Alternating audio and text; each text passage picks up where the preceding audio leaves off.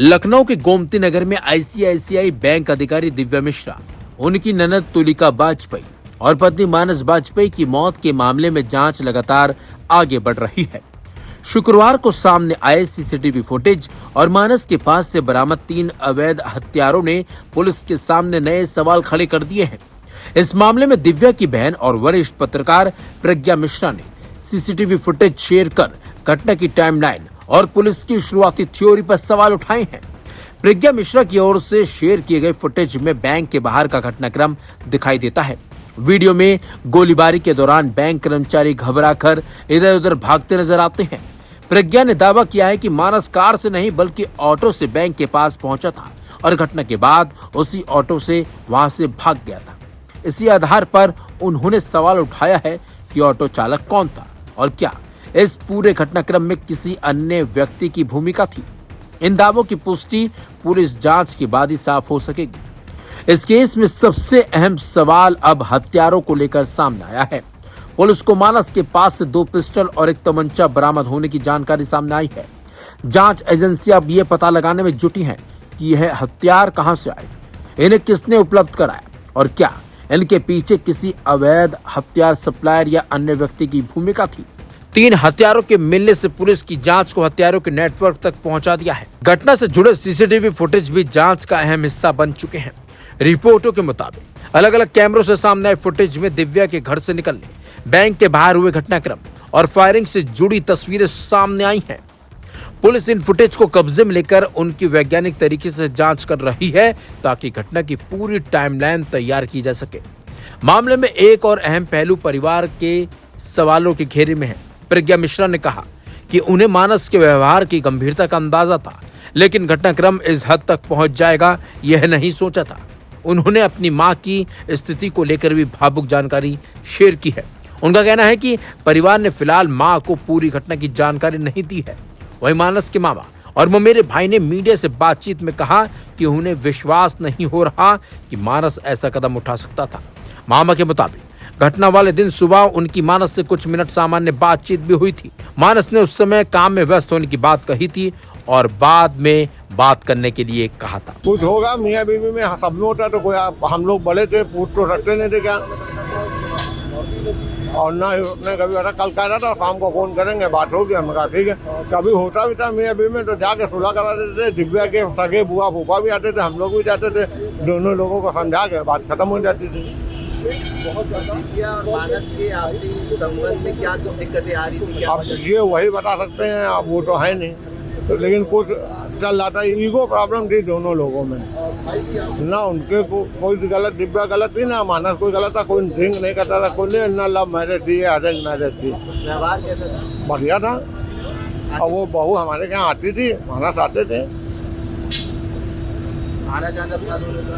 हाँ था, बातचीत थी। हाँ। कहाँ से रिश्ते खराब होना शुरू? ये जब इसने डाइवोर्स की रेट फाइल की नवंबर 2025 लगा ऐसा। ये बताने कल पूरी बात चाह रहा था, लेकिन पूछा था कौन वकील कर ले क्या करें। हमने कहा बताएंगे शाम को, का फोन करेंगे। फिर घर में सीसीटीवी कैमरे लगाए जाने को लेकर भी सवाल उठे हैं। परिवार की ओर से सफाई दी गई है कि मानस की बहन तुलिका लंबे समय से अस्वस्थ थी और उनकी निगरानी के साथ साथ सुरक्षा के लिए घर में कैमरे लगाए गए थे। इसी वजह से घर के अलग अलग हिस्सों और तुलिका के कमरे में सीसीटीवी मौजूद था। इस पूरे मामले में दिव्या और मानस के वैवाहिक संबंधों से जुड़े विवाद और अदालत में चल रही कार्रवाई की जानकारी भी सामने आई है। रिपोर्टों के मुताबिक दोनों अलग रह रहे थे। उनके बीच वैवाहिक विवाद को लेकर कानूनी प्रक्रिया चल रही थी। पुलिस अब घटना की वजह, घटनाक्रम और हत्यारों के स्रोत समेत सभी पहलुओं की जांच कर रही है। फिलहाल सीसीटीवी फुटेज, हत्यारों की बरामदगी और प्रत्यक्षदर्शियों के बयानों को जोड़कर पुलिस पूरी तस्वीर सामने लाने की कोशिश कर रही है। सबसे बड़ा सवाल यही है कि मानस के पास 3 अवैध हथियार कैसे पहुंचे, बैंक तक पहुंचने और वहां से निकलने की वास्तविक टाइमलाइन क्या थी और क्या इस मामले में उसके अलावा किसी अन्य व्यक्ति की भी भूमिका भी थी। मानस वाजपेयी है। ये अपने पत्नी जो आईसीआईसीआई बैंक विवेक खंड में रिलेशंस मैनेजर के तौर पे काम करती थी, किसी कारण बाहर बुलाया है और बाहर इन दोनों के बीच में विवाद हुई है और विवाद में इन्होंने उनको गोली मार दिया है। गोली मारने के बाद ये पुलिस तत्काल घटनास्थल पर पहुंच के जो घटनाक्रम का जायजा लेके कार्रवाई कर ही रही थी, तो सूचना मिली कि ये जो मानस बाजपेयी है अपने घर जो विराम खंड में अपने छोटी बहन शिवा वाजपेयी इनको भी गोली मार दिया है और अपने सुसाइड कर लिया है। तो इस पे फिर तुरंत पुलिस ने घटनास्थल पे पहुंच के त्वरित कार्रवाई करके जो भी विधिक कार्रवाई करना है वो कर रहे हैं। मैम, वेपन से जो बरामद हुए हैं उसको लेकर क्या अभी तक उनके तरफ से कोई तहरीर या कुछ ऐसी सूचना आई है? हाँ, वेपन्स मिली है, पिस्टल मिला है। देखिए, जैसा आप जान ही रहे हैं कि यह बहुत ही दुखद घटना जिसमें एक व्यक्ति ने अपनी वाइफ को गोली मारकर और उसके बाद अपनी बहन को की हत्या कर खुदकुशी कर लिया है। हम लोग ने जो है घटनास्थल का निरीक्षण करने के बाद सभी एविडेंसेस इकट्ठा कर रहे हैं और क्या कारण थे, क्या चीज़ थी जिसके कारण ये आज पूरी घटना ट्रिगर हुई, उसके बारे में हम लोग छानबीन कर रहे हैं।